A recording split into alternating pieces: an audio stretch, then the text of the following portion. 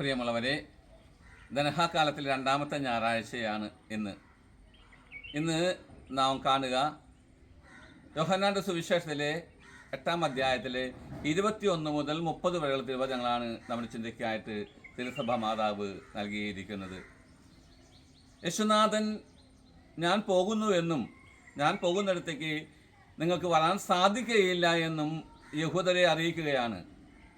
അപ്പോൾ അവർ ചോദിക്കുകയാണ്, നീ എവിടേക്കാണ് പോകുന്നതെന്ന്.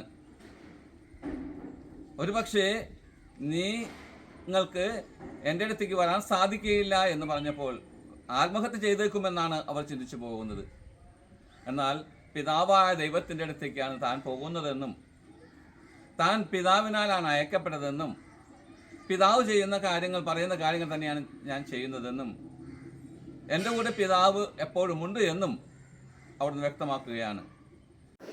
ഇന്നത്തെ വിശുദ്ധ ഗ്രന്ഥ വായനകളെല്ലാം വചനങ്ങളിലൂടെ വെളിപ്പെടുത്തിയ ദൈവത്തെ തിരിച്ചറിയാൻ കഴിയാതെ പോയ യഹൂദ ജനതയുടെ കപടമുഖത്തെ തുറന്ന് വയ്ക്കുന്നതാണ്.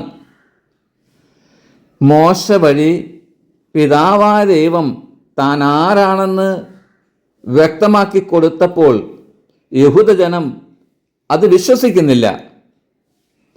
ഇന്നത്തെ കാലത്തും യേശുവിനെ നാം തിരിച്ചറിയണമെങ്കിൽ വചനാധിഷ്ഠിതമായ ജീവിതം നാം നയിക്കേണ്ടിയിരിക്കുന്നു.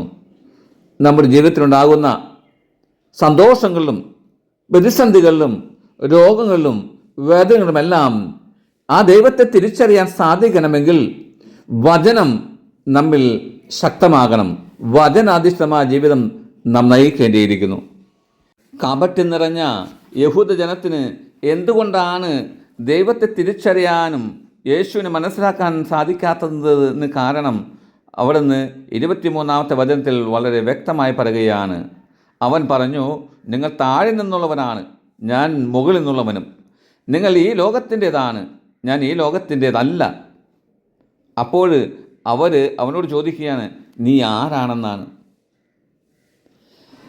പിതാവായ ദൈവമാണ് തന്നെ അയച്ചതെന്നും താൻ പിതാവിൻ്റെ അടുത്തേക്കാണ് പോകുന്നതെന്നും പിതാവ് ചെയ്യുന്ന കാര്യങ്ങൾ തന്നെയാണ് താൻ ചെയ്യുന്നതെന്നും താനും പിതാവും ഒന്നാണെന്ന് അവിടുന്ന് വ്യക്തമാക്കി കൊടുത്തപ്പോൾ കുറേ യഹൂദർ അവനിൽ വിശ്വസിക്കുകയായിരുന്നു.